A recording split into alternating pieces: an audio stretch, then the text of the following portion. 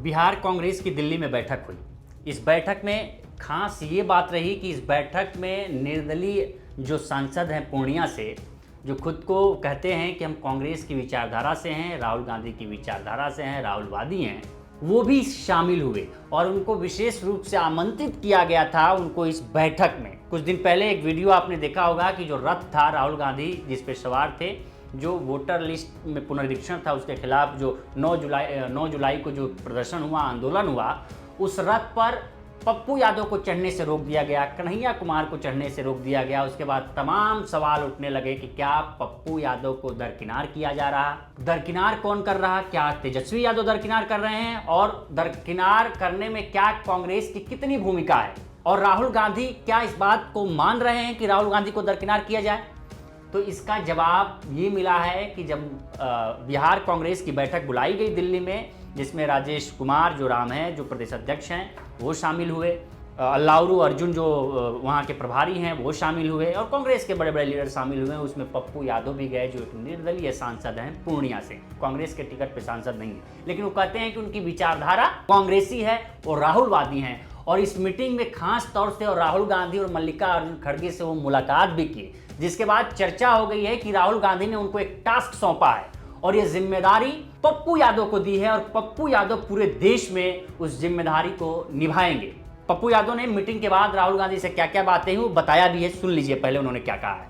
कांग्रेस जो दायित्व देगा उसको एक वर्कर की तरह उस पर काम करेंगे और अपने नेता की आइडियोलॉजी को एक एक घर तक, एक एक लोगों तक पहुंचाएंगे। सर, आप जो सीट शेयर आपने डिमांड किया था कि राहुल गांधी के नेतृत्व में भैया, तो आप जब बैठक में थे तो राहुल जी से मुलाकात होगी। सबसे ज्यादा जरूरी है, हम सिर्फ इतना जानते हैं कि बीजेपी से ईबीसी एसटी एससी, बीजेपी से ईबीसी एसटी एससी से जितना नफरत है उसको राहुल गांधी से उतना ही प्यार। अधिकार को बचाने का और गरीब के अधिकार को बचाने का ये निर्णय है। सर अब छोड़िए सर, मैं नहीं जानता हूं सर, वो बात प्रभारी और अध्यक्ष बोलेंगे। मैं इतना जानता हूं कि राहुल गांधी जी हमारे लीडर हैं, उनकी आइडियोलॉजी को घर घर पहुंचाएंगे, संगठन को मजबूत करने का जिम्मेदारी देंगे। प्रभारी जी का जो निर्णय और हमारे राष्ट्रीय अध्यक्ष और मेरे नेता का होगा, बिहार जीतने के लिए सब कुछ और सर्वोच्च राय जो हमारे नेता बोलेंगे वही करेंगे।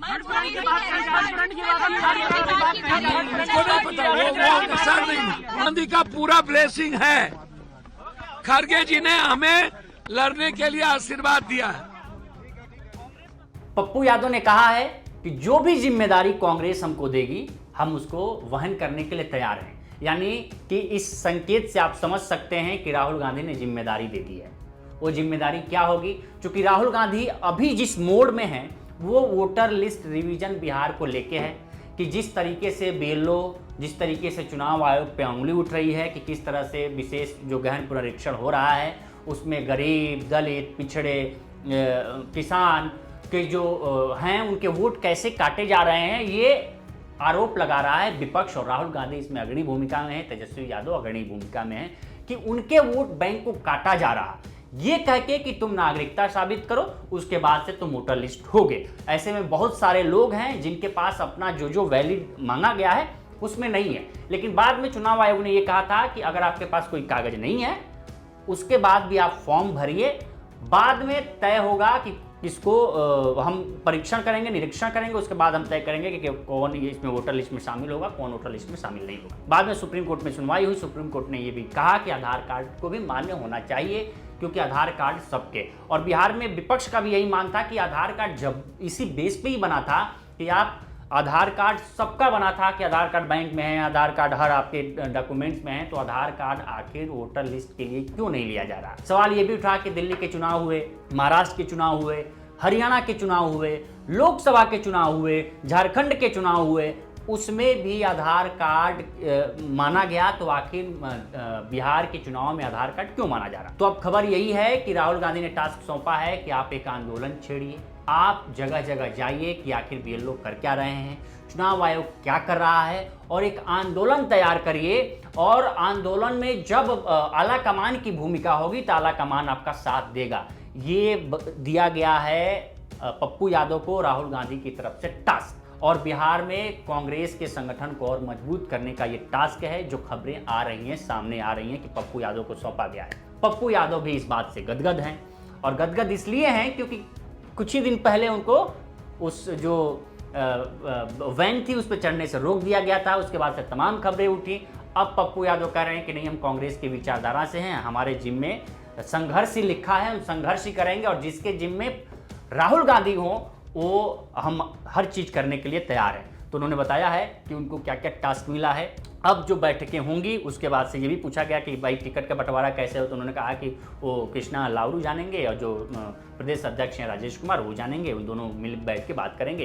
क्योंकि इस बीच भी महागठबंधन की बैठक हो रही है, और राहुल गांधी की तरफ से मल्लिकार्जुन खड़गे की तरफ से साफ संकेत दे दिया गया कि बिहार की लड़ाई एनडीए बनाम महागठबंधन है, न कि किसी पार्टी और किसी पार्टी के बीच है। इस बीच एक और खबर सामने आ रही है। खबर ये सामने आ रही है कि पप्पू यादव ने 2 नाम भी प्रस्तावित किए कांग्रेस की तरफ से मुख्यमंत्री चेहरे तेजस्वी यादव से अलग हटके।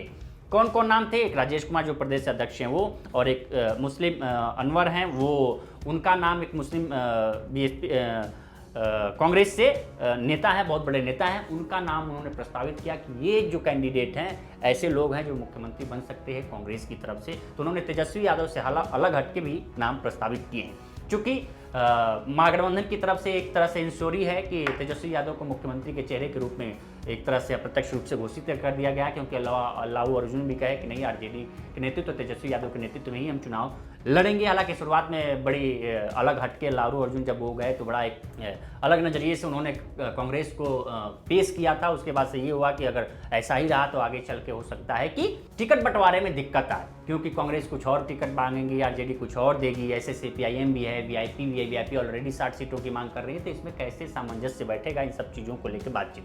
हालांकि इन सब चीज़ों को लेकर महागठबंधन की बैठक हुई थी, जिसमें नेताओं की बैठक हुई। उसमें तेजस्वी यादव ने कहा कि हम लोग बहुत हद तक बहुत नज़दीक पहुंच गए हैं इस मामले में, और जल्द ही हम लोग इसको निपटा के आगे फुल फ्लैश में चुनाव के मूड में हम जाएंगे। तो पप्पू यादव को टास्क मिल गया है। अब राहुल गांधी के टास्क को पूरा करने के लिए पप्पू यादव दिल्ली से बिहार पहुंचेंगे, और बिहार में पप्पू यादव के काम में लग जाएंगे। इस पर आपकी क्या राय है हमें कमेंट कर सेक्शन में जरूर बताएं। बाकी देश दुनिया की तमाम खबरों के लिए बने रहें लोकमत हिंदी के साथ।